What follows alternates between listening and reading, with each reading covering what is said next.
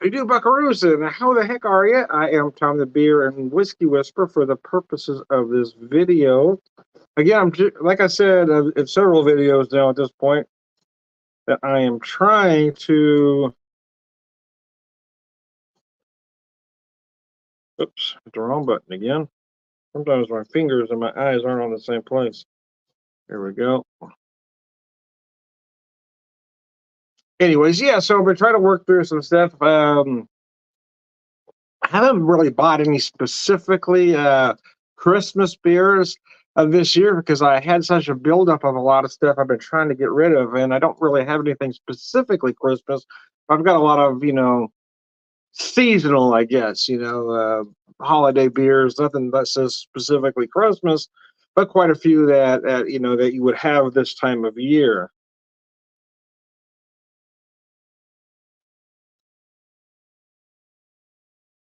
There we go. Let me set that down there. So I'm trying to work through some stuff that I've had for a little bit. I haven't had this one that long, but I bought it back in August.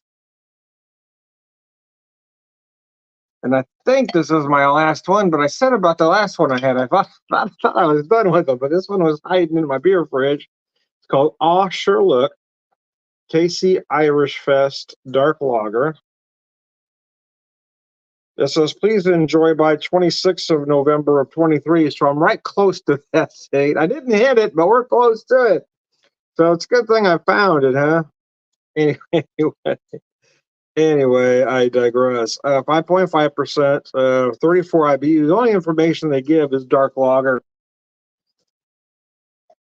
You could equate it to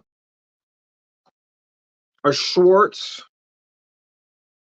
but I'm not even sure it's that. What it reminds me the most of is that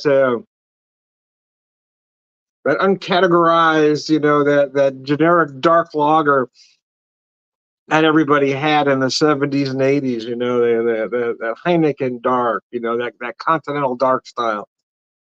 St. Pauli girl dark. Everybody had a dark something, but it was sort of Schwartz adjacent, right? And I say that because the brewery I work for, Banter, does have a Schwartz on tap at the moment. And when he does German styles, he stays right to style. And this one isn't quite as aromatic as that one.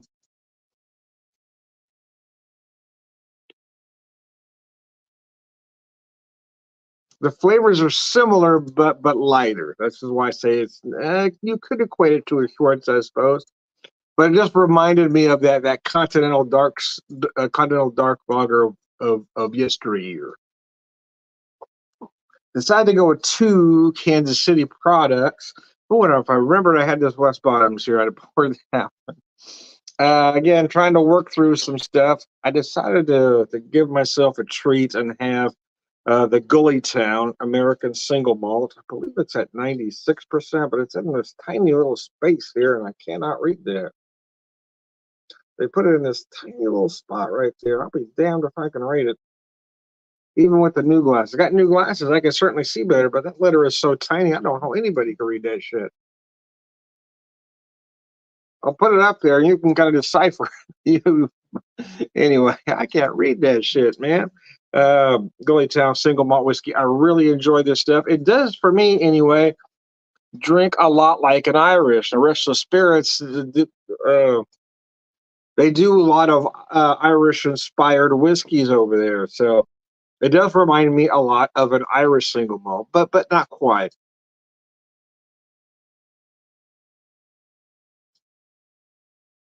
You can definitely feel the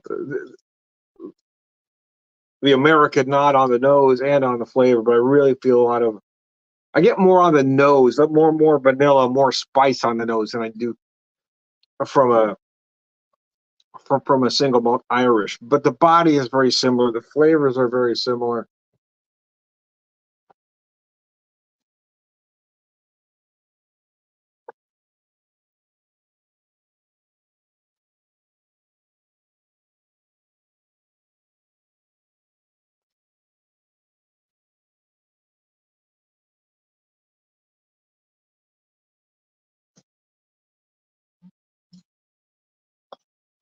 Ah, it's good though. Yeah.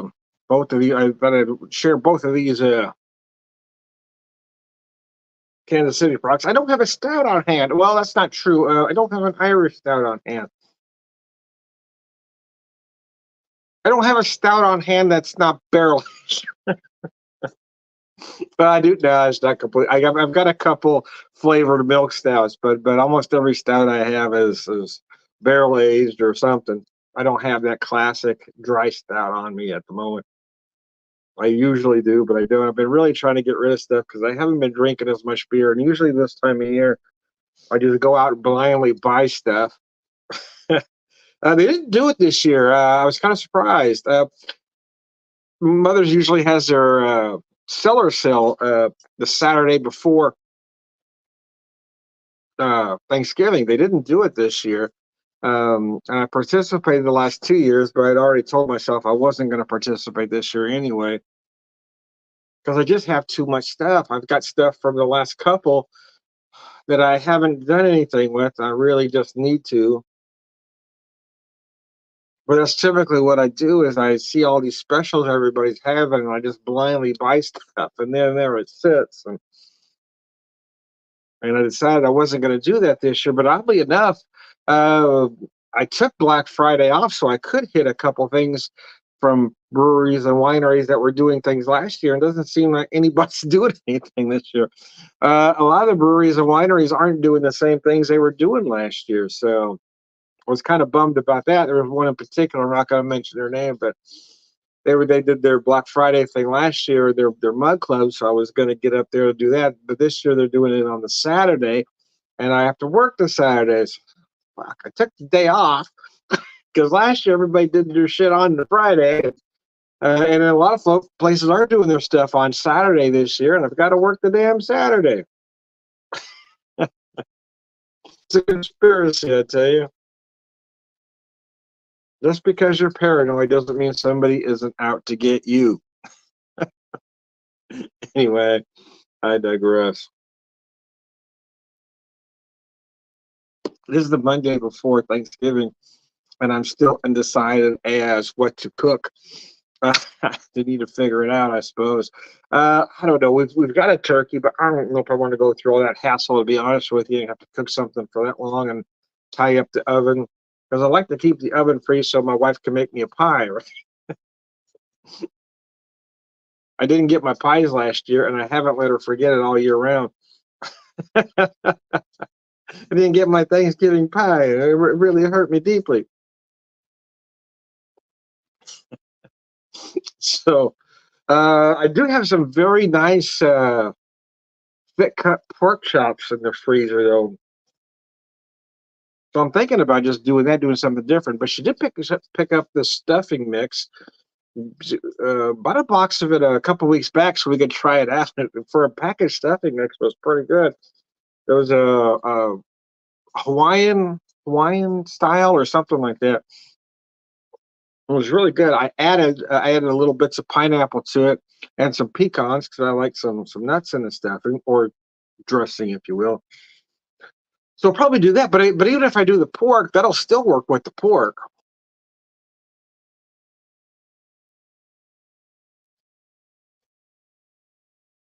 Don't mean to offend my Jewish and Muslim friends, but I ain't giving up pork for nobody.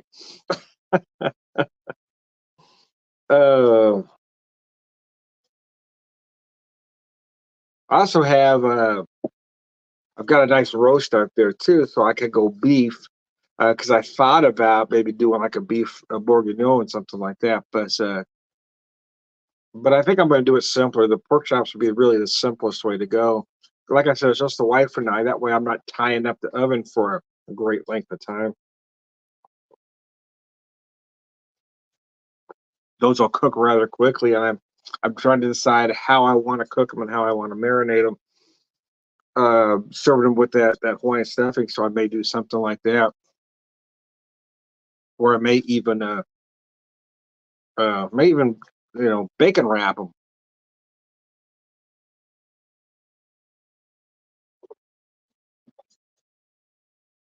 But that would be an easy way to go. It really would. Neither one of us are crazy about that classic green bean casserole, the mushroom soup bit. Now, that doesn't work for me.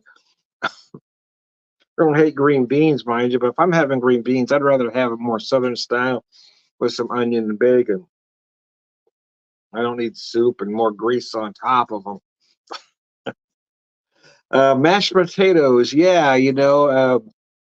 and even doing the pork, I'll probably try to do a gravy of some sort because I do enjoy gravy, but I don't know if we'll do mashed potatoes. I've got a couple other options, but we may do some mashed potatoes just to keep us. I would like to keep it just as simple as possible. Like I said, it's just the wife and I, so I really don't want to, you know, make a huge mess like I've been known to do on Thanksgiving. But I remember last Thanksgiving, we did keep it pretty simple as well. We didn't really have a time for anything. It was just her and I, so you weren't, fighting like you typically are to who gets what oven time when, and crowding each other in the kitchen. And I'd like to do the same thing this year. Just keep it very simple.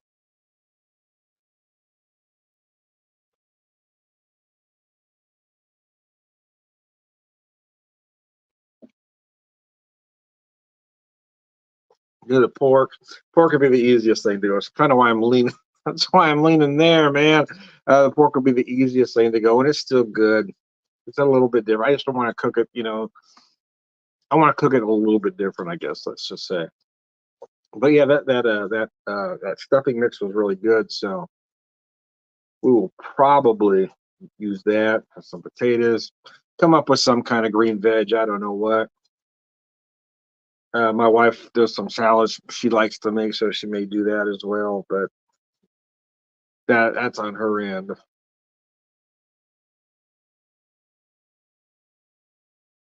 Because you get in the habit of making way too much food,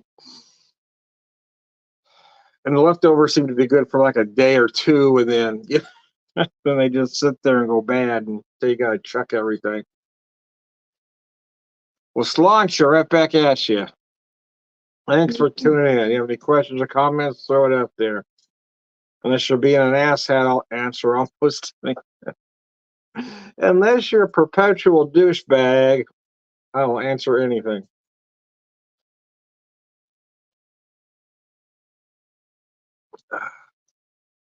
Boy, I do like that whiskey, though. I bought another one from them. They had two different styles of their single malt, their American single malt. So I bought both of them, but I only opened the one. So I'm real curious to what the other one has to offer. But like I said, along with my beer, I'm kind of doing a purge on some of the whiskeys. I got a lot of whiskey bottles open. So I was trying to, because I really wanted to open one up this week, but I want to empty some things out before I do that. Because I'm really thinking about opening one, opening one today. But I'm going to try to use some willpower and not, because I do have a lot open. But there's so many. I've got quite a few I don't have open. I really want to try. Well, quite a few for me, I guess. Not quite a few for some. Some people like to brag about collections. I don't collect. I drink. Everything I buy isn't meant to take a picture of and show everybody, hey, look how many bottles I have. No, I don't do that. And I don't like the secondary market. I think the secondary market is everything that is wrong with whiskey at the moment. It's driving up the prices, hyping up the wrong products. I just don't understand why anybody buys on the secondary market. It just doesn't make any sense. There's nothing that you need that bad. They're turning $25 whiskeys into $50, even $100 whiskeys. When you can walk into your local liquor store and buy something just as good, if not better, for that $25 price. People are spending $200 for a $50 whiskey, and you can walk into any store right now and find something just as good as that brand. I just don't get that secondary market craze. I just think a lot of folks that are into bourbon right now are just lemmings. They're only doing it because somebody told them to. Things are just so hyped up; they want to be part of that hype. And I've always been the direct opposite of that. I don't want to be part of anything. I've always gone out of my way not to be trendy. I don't wear many name brand clothes, and the ones I do wear is because I bought them secondhand. I just don't participate in that kind of thing. I've always gone out of my way to not fit. uh, Anytime something becomes trendy, I change that as quick as possible. Had this hairstyle back in the 80s. It was a crazy hairstyle, but it was the 80s. It's kind of long. Wasn't exactly a mullet, I guess. Well, I guess it was. It was more mullet adjacent because it wasn't real short. It was still long, but it's longer in the back than it was on the sides. And I had this style, and I was doing that style for a while. And about a year after Daryl Hall came out with this video, Dreamtime, it had the exact same freaking style. I said, "Some bitch, he stole this."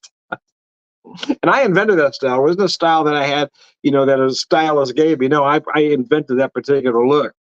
And he had that almost, I mean, it was damn near identical. So that the second I saw that video the first time, I changed it completely.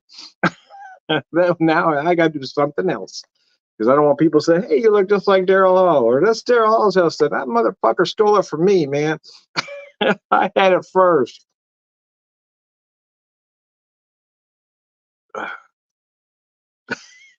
No, he didn't steal the style. I know it's a joke, folks. Things just kind of, but yeah, I did. I come up with a style, and it was kind of parted on the side, long hair. It wasn't quite a mullet because it wasn't real short. It covered here, but the back was longer than the side, so it was kind of mullet adjacent, I guess.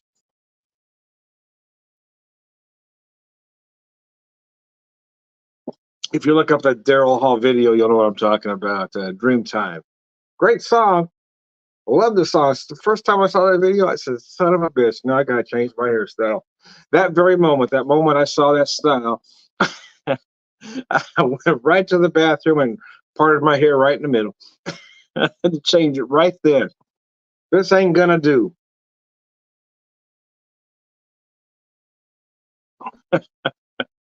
I will not be like anybody else. I will not fit in, by golly. There's no way you're ever gonna make me fit in. I make a joke every once in a while. I say the only thing worse than not fitting in high school would have been fitting in.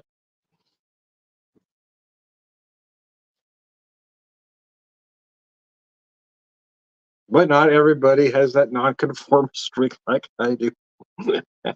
I think it comes from being raised Irish Catholic, fourth to five. I had to be different. The three before me were falling in line. Somebody had to break the mold there. They were just being way too obedient. Somebody had to be the black sheep because I had a younger brother, and if I didn't do it, he would have to. So I did it to take the pressure off of him. That's just who I am. I'm very selfless. I did it for him, man. If it wasn't for me, my brother would have had a rough time, but I made it easy for him.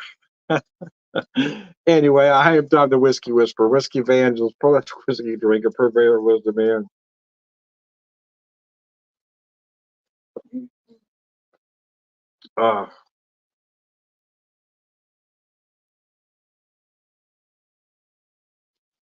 Uh, Mercy, Percy. I'm also Tom the Beer Whisperer, Beer Evangelist, prolific drinker, purveyor of wisdom, all around good guy. Sláinte.